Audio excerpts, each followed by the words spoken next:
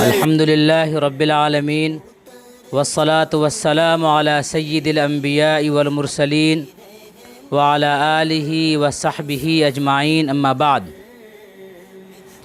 فاعوذ باللہ من الشیطان الرجیم بسم اللہ الرحمن الرحیم یا ایہا الرسل کلوا من الطیبات واعملوا صالحا صدق اللہ العظیم۔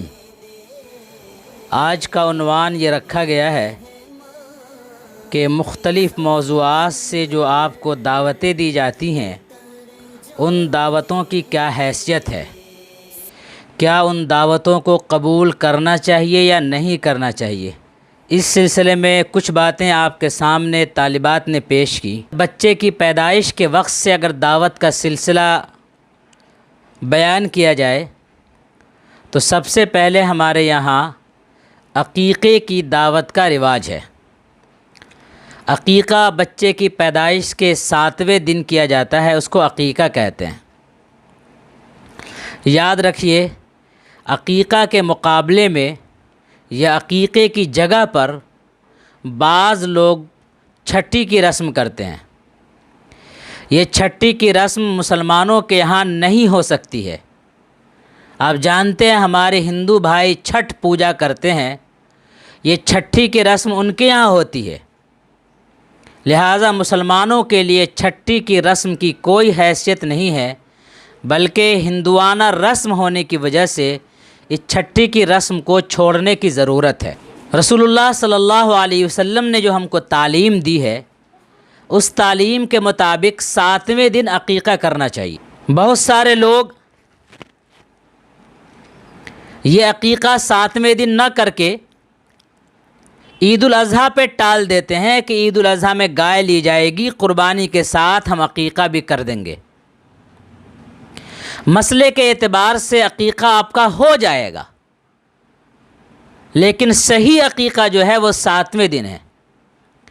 بہت سارے ناخواندہ لوگ ایسے بھی ہیں جو چھٹی کی رسم میں عقیقہ سے زیادہ خرچ کر ڈالتے ہیں، لیکن ان کو عقیقہ کرنے کی توفیق نہیں ہوتی۔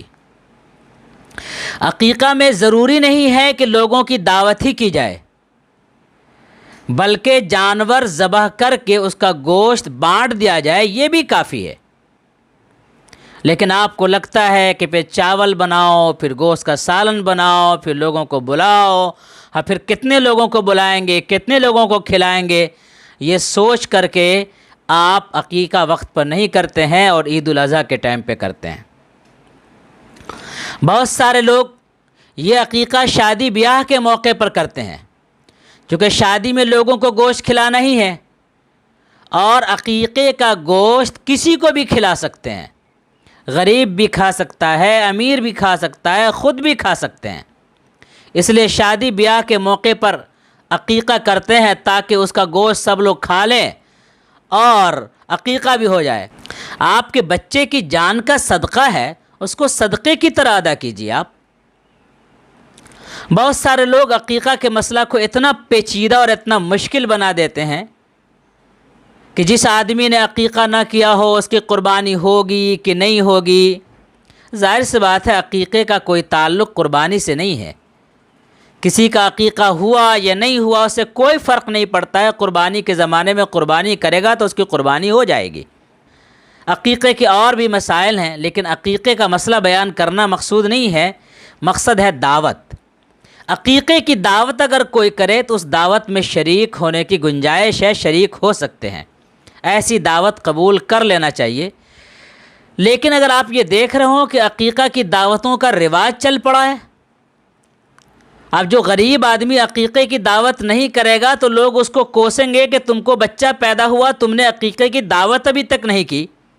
اس طرح کی رسم اگر بننے لگے تو پھر ایسے رسموں کو توڑنے کی اور ان کو چھوڑنے کی ضرورت ہے۔ دوسری دعوت ہے، بچے کی شادی سے پہلے منگنی کی رسم کی جاتی ہے، اور فخر کے ساتھ بعض لوگ کہتے ہیں کہ ہماری منگنی میں شادی سے زیادہ خرچ ہوا ہے۔ یہ احمقانہ بات ہے۔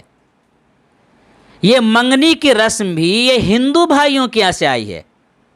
مسلمانوں کے یہاں منگنی تنگنی کا کیا مسئلہ ہوتا ہے بھائی؟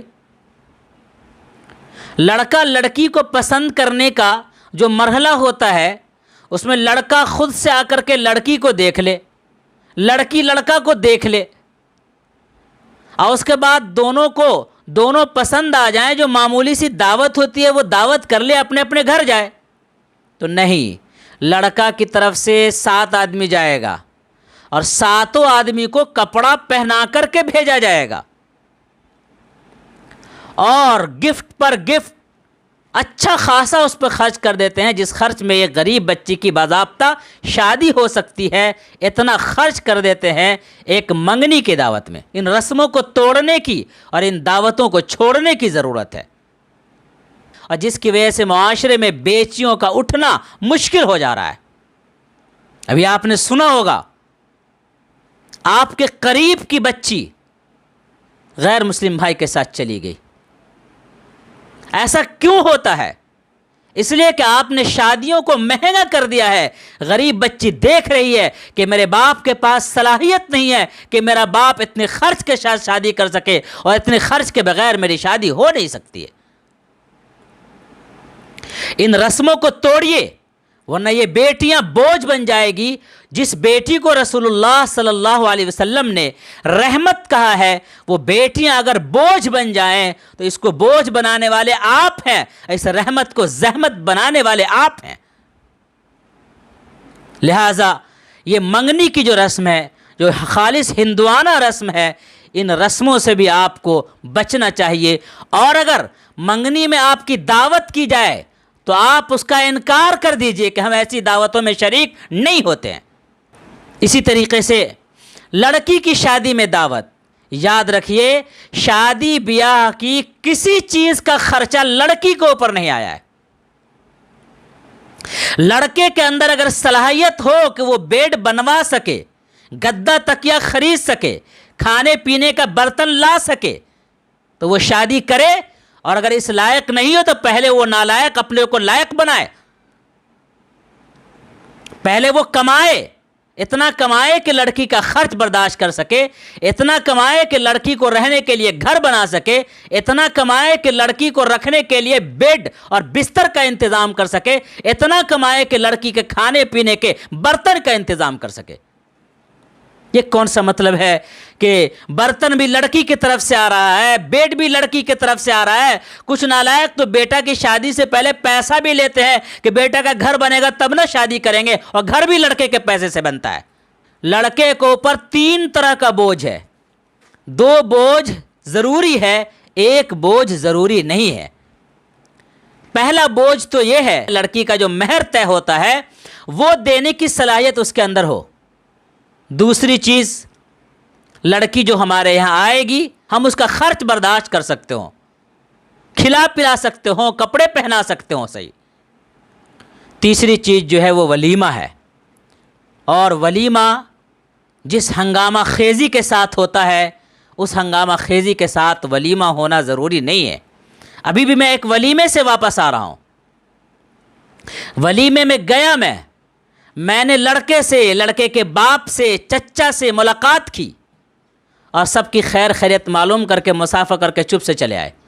اتنی بھیڑ میں کسی کو پتہ بھی نہیں چلا کہ مولانا نے کھانا کھایا کہ نہیں کھایا. ہم چپ سے کھسک کر کے رسول پاک صلی اللہ علیہ وسلم نے حضرت عبد الرحمن ابن عوف رضی اللہ تعالیٰ عنہ سے فرمایا اولم ولو بشاتن، ولیمہ کرو اگرچہ ایک بکری ذبح کر کے ہو.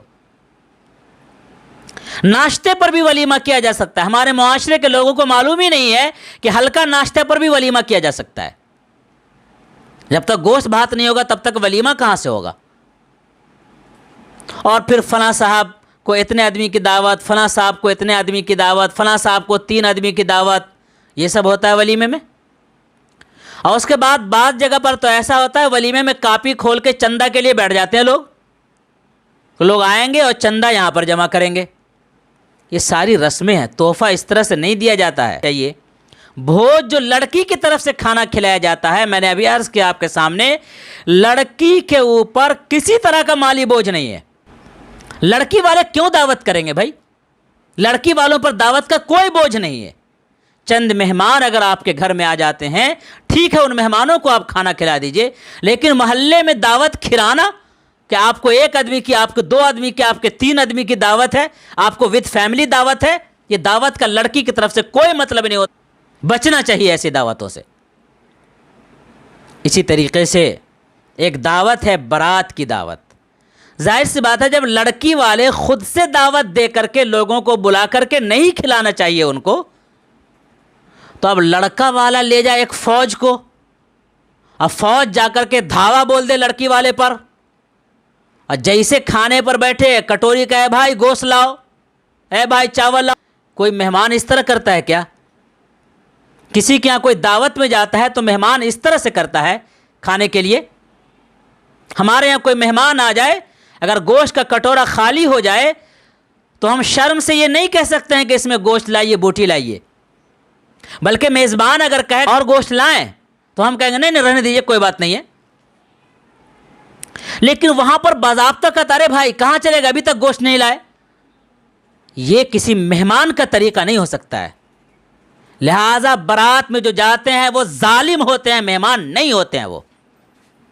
اور قرآن میں جگہ جگہ کہا گیا کلوا من الطیبات، پاکیزہ رزق کھاؤ، یا ایک جگہ کہا حلالا طیبا، 2 لفظ کہا ہے، حلال رزق کھاؤ اور پاکیزہ رزق کھاؤ۔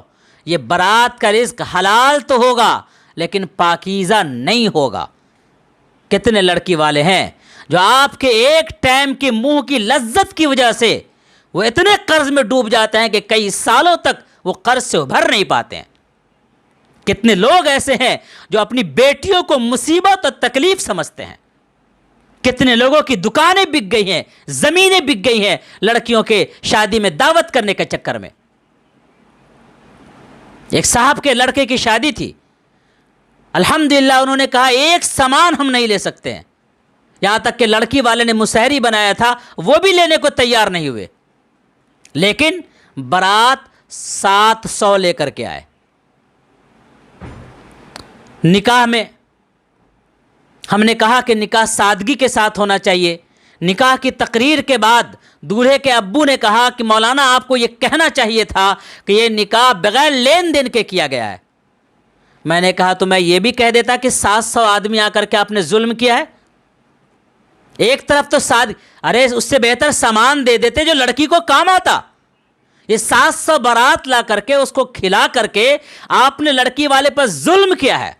لہٰذا بارات کی دعوت اگر آپ کو دی جائے تو کوشش کیجئے کہ اس کو ٹال جائیے۔ آپ کہیے میں نکاح میں شریک ہو سکتا ہوں، میرا بچہ نکاح میں شریک ہو جائے گا، آپ کے یہاں بارات نہیں جائے گا۔ اگر آپ دعوت دے رہے ہیں تو آپ کھلائیے۔ یہ کیا طریقہ ہوتا ہے؟ دعوت آپ دیجئے اور کھلائیے کسی اور کیا لے جا کر کے۔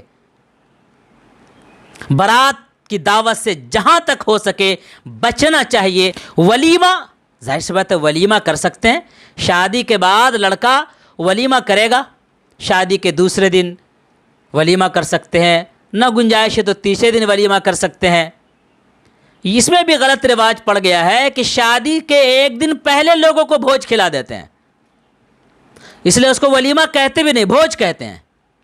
ظاہر سی بات ہے وہ ولیمہ نہیں ہے، ولیمہ تو شادی کے بعد ہوتا ہے۔ ولیمے میں بھی کوشش ہونا چاہیے کہ زیادہ خرچ نہ ہو، سادگی کے ساتھ ہو، غریبوں کا خیال رکھا جائے۔ یہ ساری باتیں آپ کے سامنے بچیوں نے پیش کی ہے۔ اس کے ساتھ ساتھ ایک اور چیز آپ کو بتائی گئی، میت کا کھانا۔